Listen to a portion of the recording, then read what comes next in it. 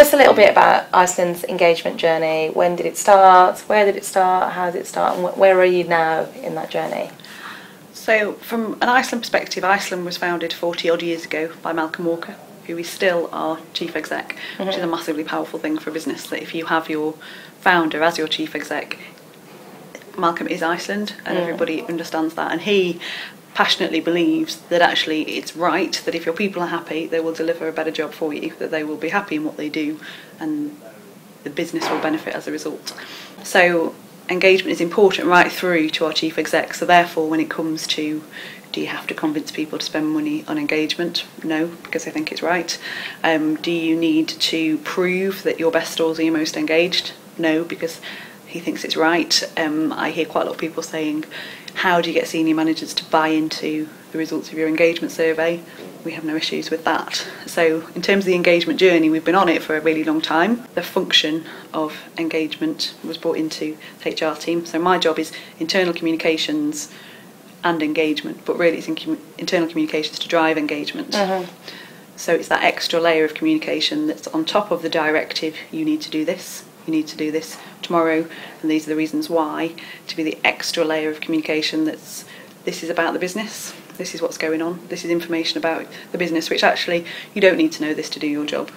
It's not, you know, it won't impact on you on a day-to-day basis, but it will help you understand the business. It will help you buy into what we're doing, what we're trying to achieve, and that sense of, we've got 23,000 people, 760 stores. If you work in a store up in Scotland, you will never bump into a colleague who works in the southwest. But actually, if you can have an understanding that they're there and what they're doing, and that actually they have similar challenges to you as well as similar experiences, then that's good. You talked about Malcolm, and I'm really interested in the role of leadership in the context of engagement. So my broad question is, what's the essence of Iceland's success? But my very specific question is around the role of leadership. So if we can cover off two, because I'm just naturally curious about, you know, the role of leadership in terms of Malcolm, but also actually much more wider than that, just leaders amongst your stores. You know, how do they really drive engagement? A big part of leadership at Iceland is definitely the view and understanding across the board that our store managers lead, not manage. So if you go into a store, the store manager isn't there to manage the processes and the functions. The store manager is there to lead the team to deliver the results. So if you walk into a store, we wouldn't expect to see a store manager on the tills. We wouldn't expect to see him packing out the frozen section, because actually that's not the function. That person is a people manager who is there to manage the team, to run the store. And when you go into a good store, if you go into a good Iceland store, it feels like a good store, and you shouldn't know whether the manager is in or out.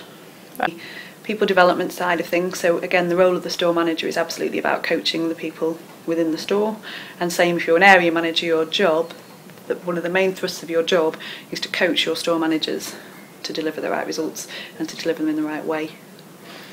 We invest quite a lot of money in the training to make sure people understand that, firstly understand it, and then how do I go about doing it.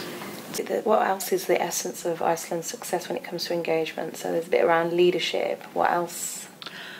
I would say the element that people are Iceland people or they're not. So, and it's okay to not be, but it just means it's not the right place for you. And actually, if you're not, you probably won't enjoy working there, and therefore you'll feel on the outside of this engagement thing that goes on at Iceland. So we're pretty clear in terms of recruitment. It's about recruiting the right people into our business, and therefore we recruit very much on capability.